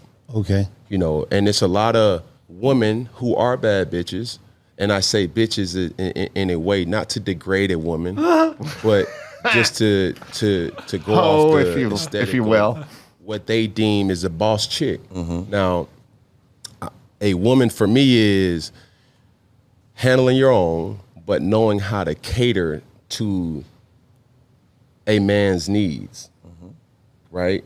And I think a lot of times when you get that aesthetic of like, I'm a boss bitch, like I'm a this, I'm a that, no, baby, but you can't cook. Okay. You don't know when to be quiet. You don't know how to allow a man to lead. No, a lot of women, now the kickback of that is be quiet. I'm going to be quiet for that. Cam sounds like a guy without an active contract. Yeah. Yes, exactly. He does not have a home in the NFL. He is a free agent right now. He started 5 games for the Carolina Panthers last season, went 0-5. So we'll see. I don't think this is going to help. This is not the first time he's got in trouble with women. I got to say this. I would watch, my favorite part of news or even just the visual media is it's never the person who's saying the insane thing. It's the person sitting next to them. I like to focus on that person. Right. For a long time, it was the bobbing heads at CNN when somebody would go, we got to close down these schools so these kids, they're without masks. They live with the decrepit and the elderly. And they'd just be sitting there like nodding their head, probably disagreeing with most of it, but you got to do it. I'm not interested in the person that says what they say. It's not... David Mamet's talking about male school teachers being pedophiles or something. It's the person that sits next to him going, okay, tell me more. All right, Interesting, there you go. Because there's always a little, they want to yes and, they want to join in, but on the other hand, their spidey sense is tingling that something is happening here, and I don't really want to get caught up and be collateral damage.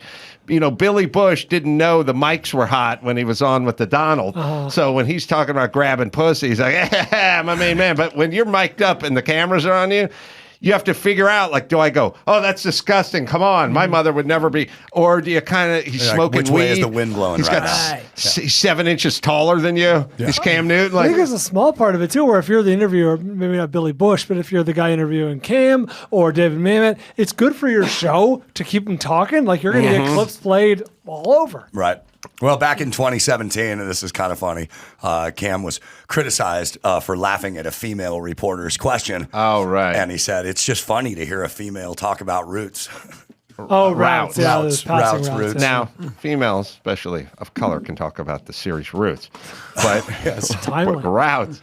Now, I was watching that, and it was being trotted out as an example of his misogyny. But I also think if she was talking about running a post or a banana or waggle or a drag route, stop and go. Like, it would be weird to have a chick talking real routes, like in terms of you've never heard it before. Right. And so if he's saying it that way, it's not quite as offensive. But it's so clear that he's, God bless him, no shade, that perhaps might not currently be in a super successful relationship. Because I know that when I got on that track to get married and all my buddies were getting married, I'm like, I can't be this guy. Like, I can't be the fifth wheel at these double dates. Sucks. And I was also dating who would become my wife, and I was like, I'm with the right person. Anytime we would have a fight or anytime we would just have sort of like a natural conflict, I would look to my friends with good relationships for advice, because my single buddies would be like, you got to hold the line, my friend. Kick that bitch to the curb. And I'd be like, you haven't been, like, I've never seen you with anyone ever. And my married friends would be like, did you try shutting up? Did you try listening? Yeah, exactly. Cam was smoking weed there, right? Likely. Well, no, didn't he? Or was it a cigar? I think he was smoking a cigar. Oh, hard to tell these days. I don't think. I mean, he's obviously trying to get an NFL contract. He can't be smoking weed on a podcast with video. Right. Well, I would say it's a cigar. Okay, he seems comfortable. Maybe it is a. Maybe he just puffed on it. He just puffed on it. He's not smoking a joint. Okay. Yeah. All right. As someone who knows. Sorry. And I should confess that was a cultural faux pas by me when a guy's wearing a velvet fedora and 7 scarves. It's not always weed. And a man of color, and I think weed over cigar. Yeah, that's me. Sorry, I got caught up. This is us going, oh yeah, no, totally. It appears that we have the video of Cam Newton saying that it's funny to hear a woman talk about routes. Let's hear that. I know you take a lot of pride in seeing your receivers play well. Devin Funchess has seemed to really embrace the physicality of his routes and getting those extra yards. Does that give you a little bit of an enjoyment to see him kind of truck sticking people out there? It's funny to hear a female talk about routes. Like, it's funny. Oof. He's got a little Michael Jackson to him in that he probably hasn't been that involved with reality since he was 14. I was saying, he was highly recruited, as you can imagine, out of, I think it was Auburn, Alabama. He chose Auburn. There was supposedly some money involved, but yes, he's had a very public life since teenage years. Mm-hmm. Yeah, he seems like he was exceptional from jump. Mm-hmm. Well, we have an update on the New York City subway shooting situation. They have arrested the alleged shooter. Apparently, he was seen at a McDonald's in Manhattan. People called the police. Police went to that McDonald's. He wasn't there, but they searched the surrounding area and picked him up. Found him. Here's the funny thing. I realized the guy's name is Frank James. Oh, really? And in about 175 years, 2 guys named Frank James shot people on trains. Also, legendary porn star Frank James. Oh, really? Oh, yeah. Did he shoot people on trains? He shoot people on trains. 88 to 94? His gun did go off quite a bit. I will tell you that. Frank James, legendary, like in the Ron Jeremy department. Classic. Yeah. OG. Big honker. Frank James. Big mustache. Sure. Like to drink a little too much. Ron told me Frank liked to drink a little too much. But turns out that's my biological dad, Frank James. I have many thoughts on this story. There he is. Not far off. The great Frank James. Nice pants. So, not for nothing. Chris just wrote that on the screen. I wouldn't have known. So here's my... Here's some rules. Here's some thoughts, as I've been following this story too. Now, we're living in a new world order where we're not allowed to bring up the race of the person if you write for the LA Times or the New York Times or whatever. You're just not allowed. If it's a black person, you can't say black man, gun down, blah, blah, blah. We don't do that. Chris, you can look for some of the early stuff, but they wouldn't say the race of the guy. They'd say the race if he was white, obviously, but they're not going to say it if he's black because they don't go that way, and they have a narrative, and this is bad for the narrative. So, but I think I have to carve out some exceptions. If the black guy is already apprehended, then New York Times, you don't need to include his race. But if he's in fact a fugitive and we're looking for him, identifying him, then you can't just say 5'5" guy. All the stories is he's 5'5", of course, heavy build, and he's wearing a green construction vest, which I'm guessing he removed at some point. So probably be a bad idea looking for a guy in a reflective vest, because I guess he was posing as a guy, and then when he got out, he probably ditched that. Just for public safety, wouldn't it make sense to narrow your search down?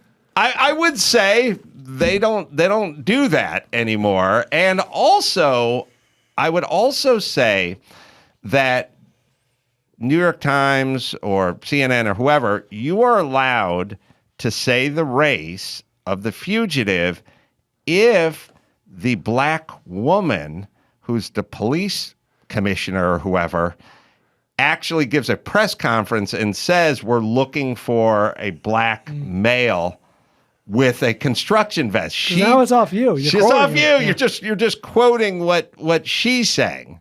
We're in such weird fucked up times that we won't even give the race, even if we're looking for the person.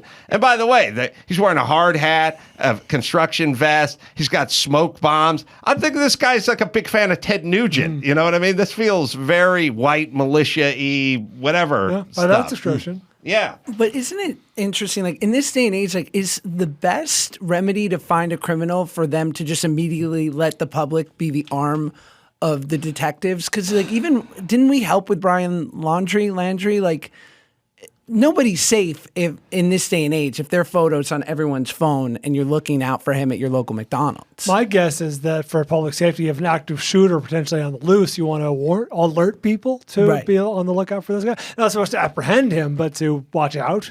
Yeah, That's give my him guess. tips. Yeah, but like, is anyone say? I mean, I feel like more than ever, it's like if you put that in someone's phone, everyone suddenly you've got millions of people on the force. Right. They didn't, and all the cameras were down in the subway, which is like, what the fuck? It's the subway. Where are the cops? Where are the cameras? Like, what?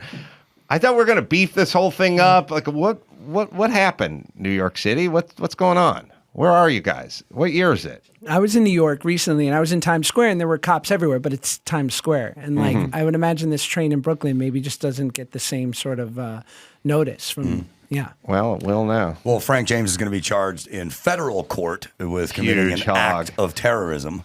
If convicted, he faces life in prison. Here's some terrible news, especially for people who were going to get on an airplane on April 30th and fly to Orlando and really stoked that the mask mandate was going to be gone by then. Nope.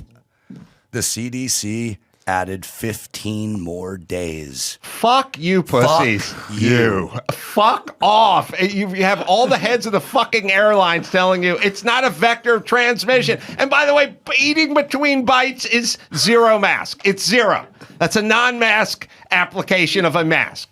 It doesn't work that way with masks. It doesn't work that way with condoms. It doesn't work that way with almost that scuba gear. Yeah, you can go down to 10 fathoms, then you can pull the hood off. And then, but when you're at 15, you got to snap it right back up. You see a fucking starfish, you got to get that regulator turned back on.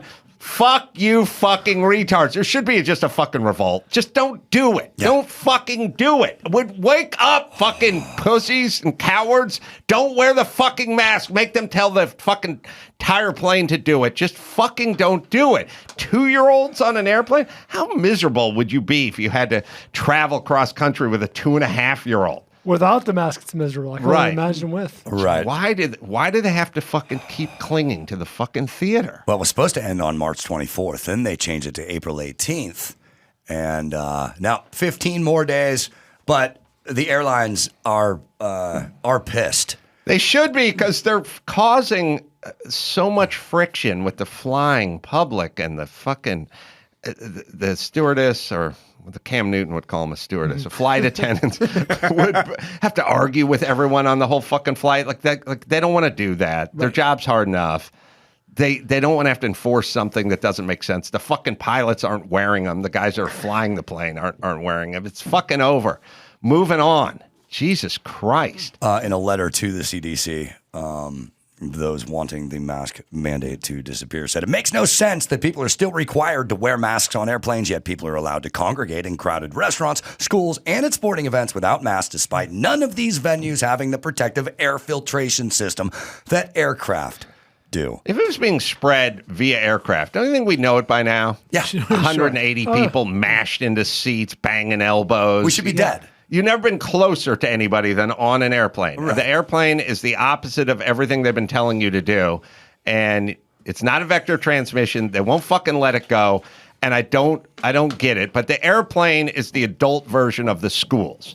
You see, you need these symbolic beacons to scare the fuck out of the populace so you can control them. Schools are perfect for the kids. Scare the fucking frail-brained moms, freak everyone out, freak the kids out, all the fucking damage and drugs and suicide and everything that's caused. You don't give a fuck about that. So control the schools, and then airlines are the adult version of control. And as long as you can't, as long as the schools can't do the mask, as long as the airline, then it's always with us. Because it's always a reminder.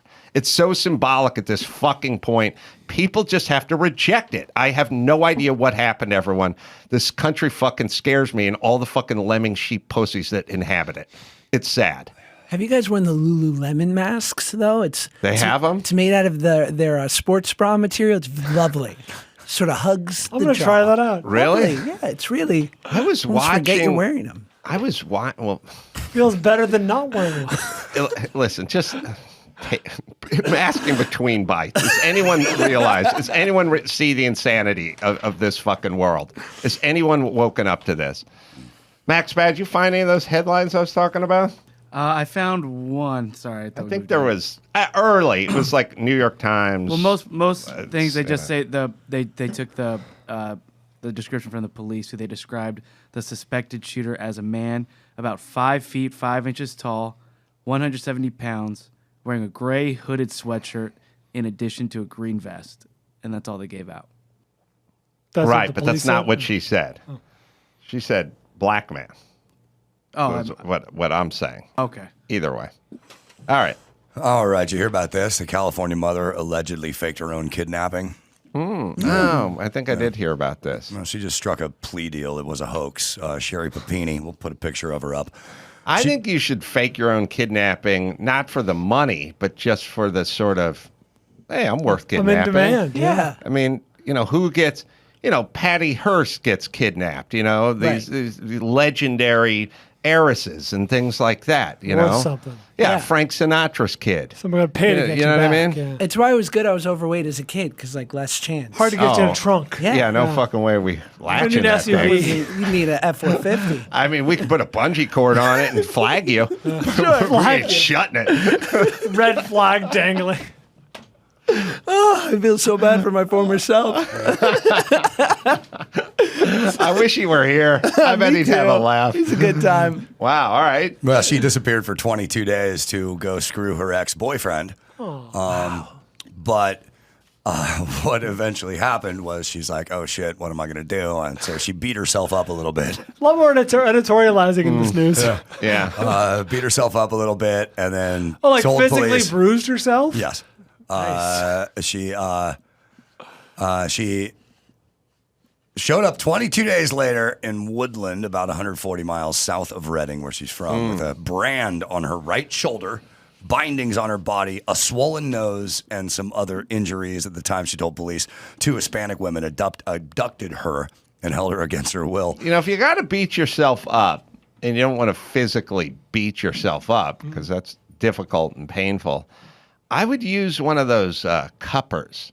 The guys who do the work on your back. Yes, Chrissy does that. Put the cup on your back, and it leaves that black and blue circle. It looks like a fucking twister board. Yeah. There's just circles everywhere. You get that person. Well, first off, it's very relaxing, and obviously you're having a stressful day because you faked your own abduction. You don't have to ball up your fist and punch yourself in the face. Few well-placed cups. Perfectly circular. Well, now, Bryan, hold on. First off, why do they have to be round? You know what I mean? Yeah. Why can't we make some look like a shiner? Yeah, fist, knuckles. You know what I mean? Fist, knuckle, class ring. And just, put them sort of strategically around the left orbital socket, another one on the forehead just peeking out from the hairline. Smart. There. No one's going to accuse you of self-cupping. It's a perfect crime. Absurd. Who would do that? Put a cluster of them together on your upper arm. That's where he grabbed me. That's where he grabbed me. Dead arm That's cup. where he dragged me into the van. Yeah, smart. Right? And they last for a while. As long as a normal bruise. Yeah. Yeah. That's why I get the big bucks. They can't catch you a week later. It's still there. Yep. Yeah. Wow. Fitting a little bit, but still. It would work. This is your legacy. They should come out with a whole line of domestic abuse cups.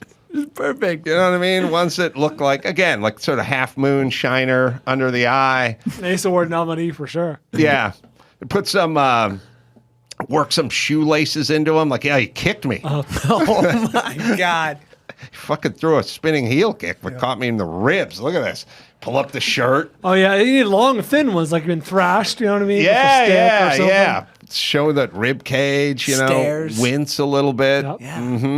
Mm-hmm. Like the class ring. It says division champs backwards. Yeah, he was a blue chip prospect. Nice taking his anger out on me. Well, nobody's ever going to. Gloria Allred is not going to go. She'll take your case, right? I'm just going to go. That's obvious cupping. Right. Smollett needed this. Not since my condom with the birthmark built into it have I had a better idea, I think, in terms of fooling the public at large. The fact that NBA teams don't give those out to their players en masse is shocking to me. The condom. You wear this, Josh. If you get a condom and you have a birthmark on the condom, printed, then she will identify your dick wrong. Wow. Yeah. They had the state of Florida right there winking at me. Yeah. Yeah. Mm-hmm. Yeah. Wow. Anyway, she faces up to 5 years in prison. But with the and NBA 20 years for mail fraud. With the NBA baller. Mail fraud.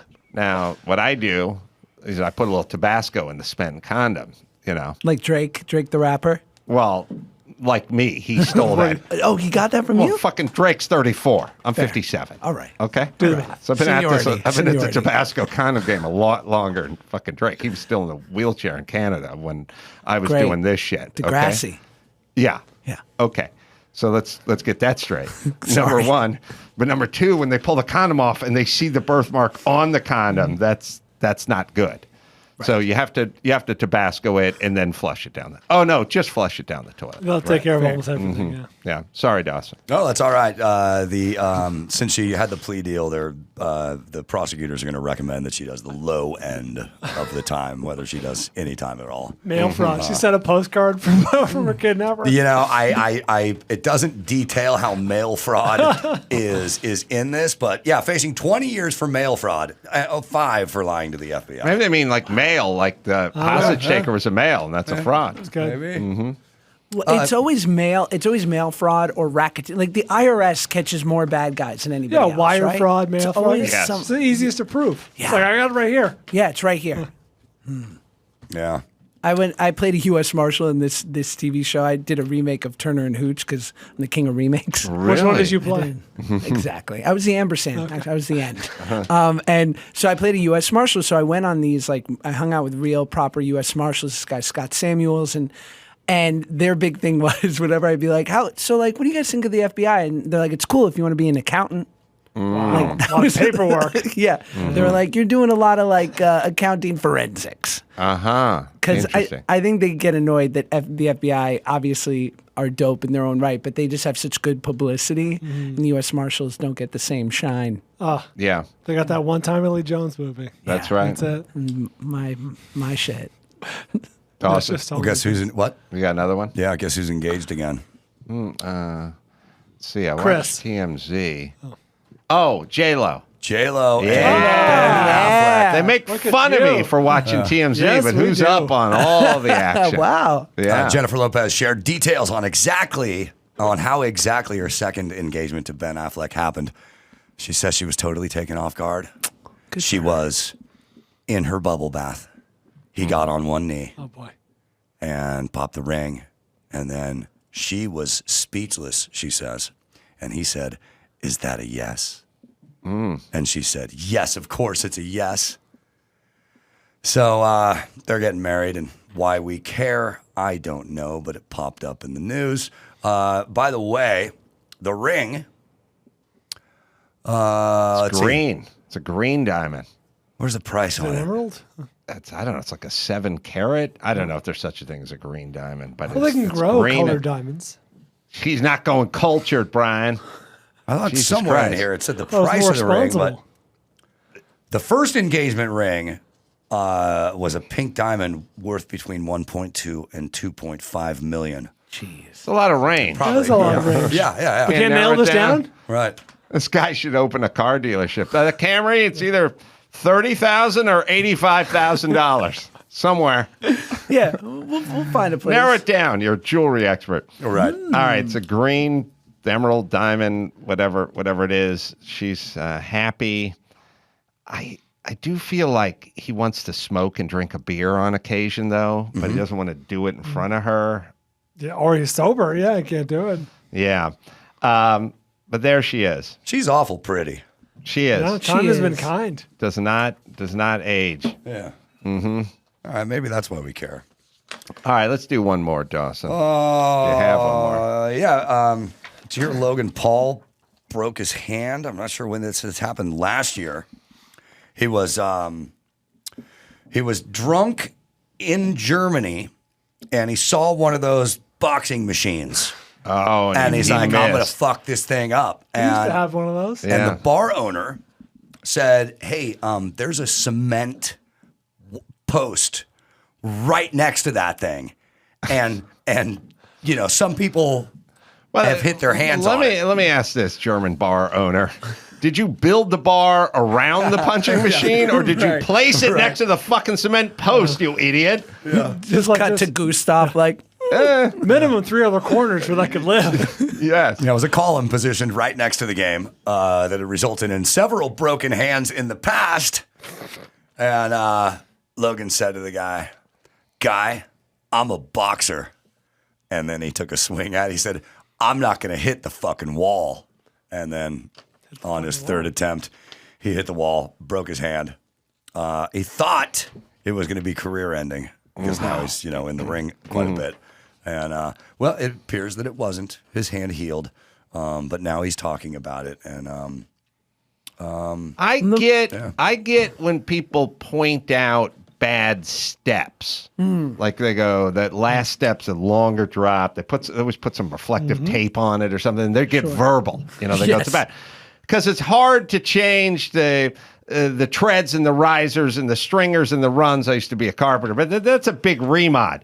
Moving the punching machine 14 inches further away from the post, I feel like that's doable. totally doable. Very doable. Yeah, I think especially this if guy people are kinda- breaking their hands already. I think there's a lawsuit here. I think this guy enjoys it. yeah. Sees these snotty, ugly Americans coming in there, YouTuber. licking up, getting them a whole boot of stout, getting them good liquored up, and then walking them over, and then planting the seed. Hey, you like the Right. box? Yeah. Like it's like the people you go, look out for that pothole, and they actually steer toward it. Yeah. Like Yeah. you plant the seed with the post. The most upsetting part of this is that it was his third attempt. Like, doesn't the novelty wear off after the first? Like, Yeah. what are we doing, Logan? He really wanted to get the highest score. I'll guarantee somebody had that high score, and he wanted that. He wanted that high score. So he said it was very depressing and obviously embarrassing. But he will return to the ring, boxing ring, this year. He's gonna get paid. I mean, between the Pauls and the Kardashians, I mean, there's some staying power with these reality guys now. You're saying they're on a collision course in the ring? Yes, I mean, he's gonna get some big money fights. He's a draw. And it's a perfect alchemy because he finds guys, Mike Tyson or whoever's name, they all would like a multi-million-dollar payday. For them, it's, fairly light lifting. Everyone recognizes the name. The talent level is kind of worked out by the 31-year age gap, and we'll meet in the middle. The catch weight that they used to have in boxing, have a guy, he's a light heavyweight, and the other guy's a cruiserweight. Yeah. And so it's like 176 and 195. So we'll meet at the catch weight at 189 or 105 or 175, whatever it is. The catch weight now is the age. You can't fight 29-year-old Mike Tyson, but you could fight 54-year-old Mike Tyson Right. if you're 27. The catch weight is the age now. But and now Logan knows what German painkillers feel like, right? Yeah. Which is nice. Add that to the CV. Never coming back. You know what would have been the baddest ass move? Tell you what I would have done. I would have hit that big pillar, taken the whole fucking building down. Yeah. That's my move. Van Damme. Punched out a post and been crushed. That'd be the baddest ass story in the world, right? Say bye to your bar, Gustav. That's right. Boom. You missed the bag. I wasn't trying to hit the bag, Gustav. I know what your grandfather did. The last word from under a girder. This one's for Josh Peck.